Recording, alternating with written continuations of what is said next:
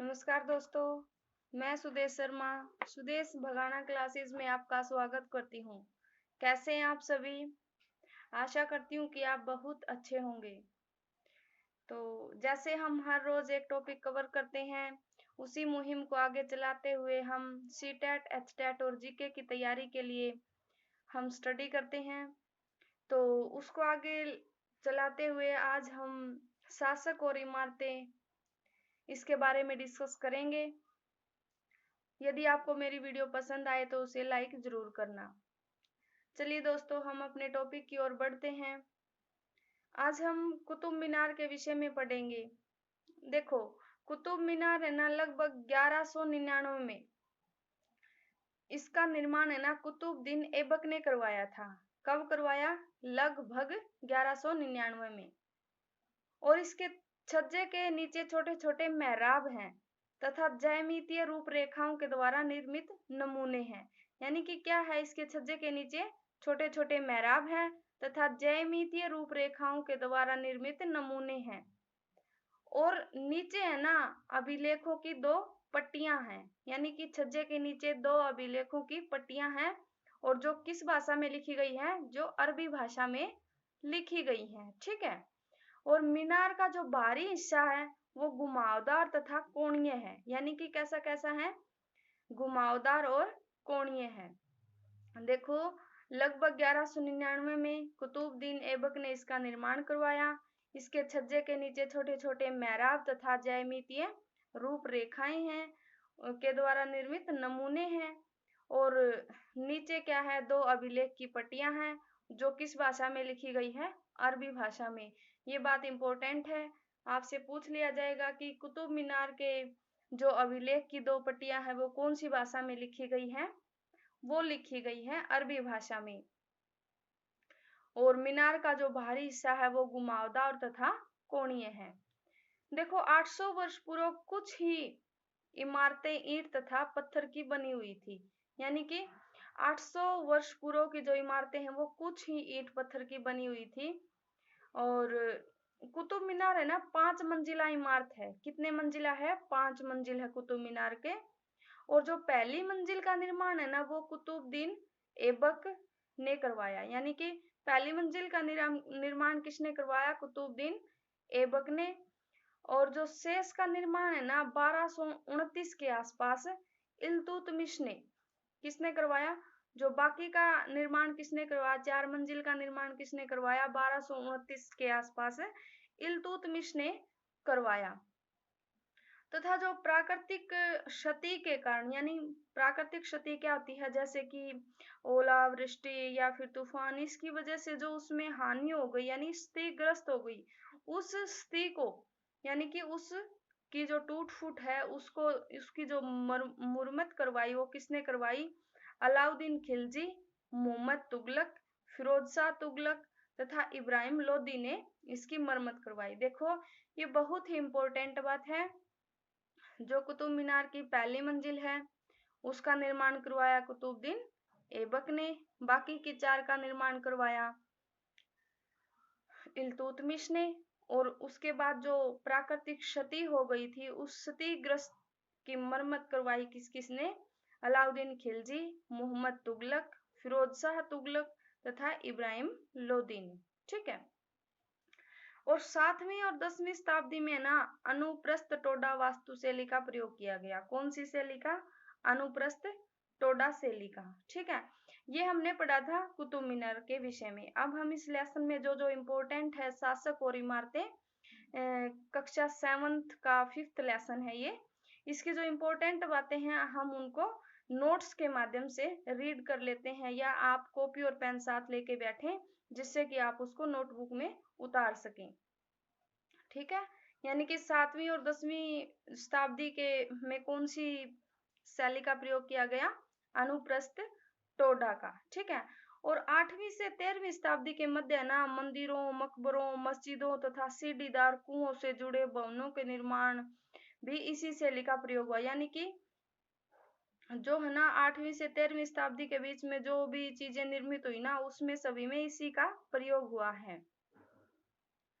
और जो मेहराब का निर्माण है उसमें भी अनुप्रस्थ टोडा तकनीक का इस्तेमाल किया गया है।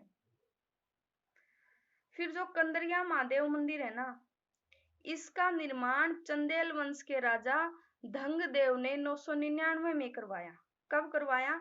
कंदरिया महादेव का मंदिर है, उसका निर्माण चंदेल वंश के राजा धंगदेव, इसको धनंग देव भी बोल देते हैं, ने 999 में करवाया था।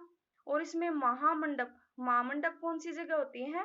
जहां पर नृत्य किया जाता था, यानी कि इसमें महामंडप है। और गर्भगृह, गर्भगृह क्या, मैंने मेरी पिछली वीडियो में भी बताया है कि गर्भगृह वह स्थान होता है जहां पर मूर्ति तथा परिवार के लोग बैठते हैं, यानी कि जो भगवान है उसकी मूर्ति और परिवार के लोग बैठते हैं, उसको बोलते हैं गर्भगृह। फिर इसके बाद है इंपॉर्टेंट तंजावुर तथा राजराजेश्वर मंदिर।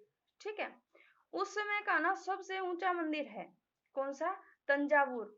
और इसमें ना 90 टन का पत्थर ले जाए, यानी कि 90 टन का पूरा पत्थर है ना ऊपर ले जाया गया।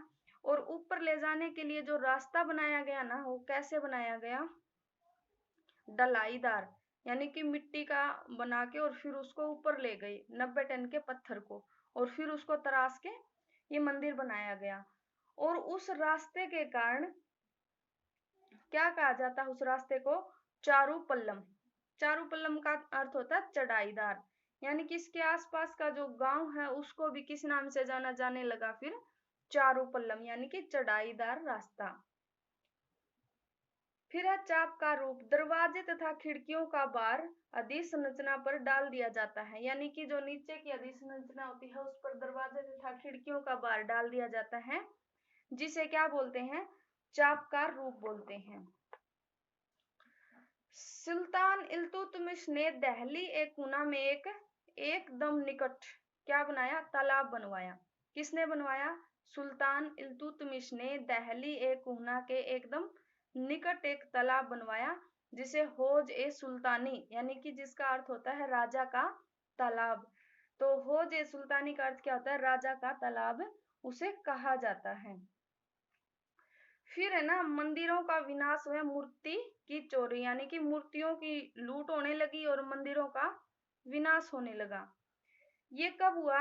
9वीं शताब्दी में, जब पांड्यान राजा ने श्री वल्लभ ने, यानी कि पांड्यान राजा श्री वल्लभ ने श्रीलंका पर आक्रमण करके जो राजा सेन प्रथम है ना उसको पराजित कर दिया। ठीक है, और इसका वर्णन है ना एक बौद्ध भिक्षु व इतिहासकार ने दमकीती में लिखा है। क्या लिखा है? कि वह सारी बहुमूल्य चीजें ले गया, रतन महल में रखी स्वर्ण बुद्ध की मूर्ति भी ले गया। ठीक है, उसने लिखा है। और विभिन्न मठों में रखी सोने की प्रतिमाएं सभी को वो जब्त करके ले गया। और सीली शासक को इससे खेद हुआ। और उसके बाद है ना जो अगला सीली शासक आया ना, उसने क्या किया? अपने सेनापति को पांडे राजा पर आक्रमण का आदेश दे दिया, यानी कि उसने प्रथम सीली शासक को तो हरा दिया, लेकिन जो अगला सीली शासक आया ना उसने अपने सेनापति को आदेश दिया कि आप उस पर आक्रमण कर दो। और फिर क्या कहा कि बुद्ध की मूर्ति ढूंढने के लिए बहुत प्रयास किए। ठीक है, लेकिन ये इसमें मेंशन नहीं है कि मूर्ति आई या नहीं, लेकिन मूर्ति लाने के लिए बहुत सारे प्रयास किए गए। और 11वीं शताब्दी के आरंभ में जो राजा राजेंद्र प्रथम है ना, उसने एक शिव मंदिर बनवाया। क्या बनवाया? शिव मंदिर। और उसमें क्या किया? उसने सारी चोरी की मूर्तियां रखी हुई थी। ठीक है, उसने क्या क्या चुराया था?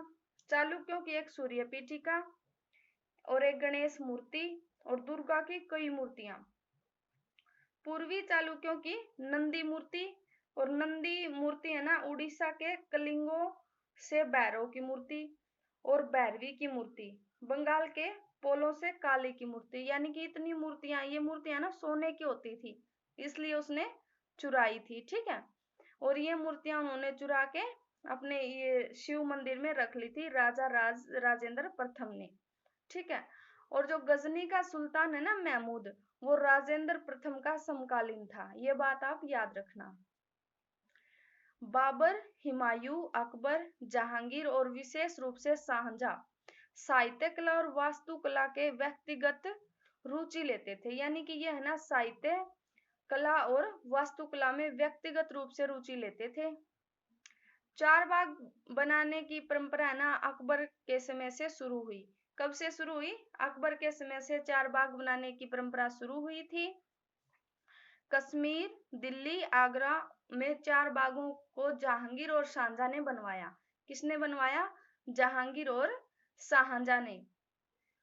और इन्होंने है ना, अकबर के शासनकाल में नए नए वास्तुकला का जन्म हुआ और इनकी प्रेरणा ना इन्होंने अपने पूर्वजों से ली। किससे ली? तैमूर से। अपने पूर्वज तैमूर से ली थी। ठीक है।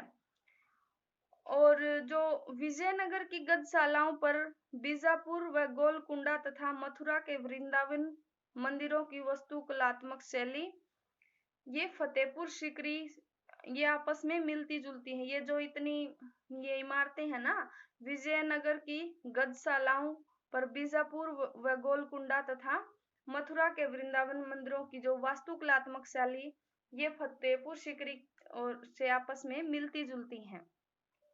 एक होता गोथिक। गोथिक का अर्थ होता है वास्तुकला की एक प्रणाली है गोथिक। ठीक है, क्या है गोथिक? एक वास्तुकला की प्रणाली है। ठीक है, ये आपको इतना समझ में आ गया होगा, मैं ये आपसे आशा करती हूँ। ठीक है, आप ये यहाँ तक कर लेना और कल हम अगला लेसन हम कल करेंगे। यदि आपको वीडियो पसंद आई है तो लाइक, शेयर और सब्सक्राइब जरूर करना। अगला कल लेसन करेंगे हम नगर व्यापारी और शिल्पीजन। तब तक के लिए आपका बहुत बहुत धन्यवाद। और आप जो मुझे वीडियो में प्यार दे रहे हैं, जो आप इतना प्यार मुझको दे रहे हैं, उसके लिए आपका बहुत बहुत धन्यवाद। यदि आपको वीडियो पसंद आ रही है तो लाइक कर देना। फिर कल मिलते हैं, तब तक के लिए नमस्कार।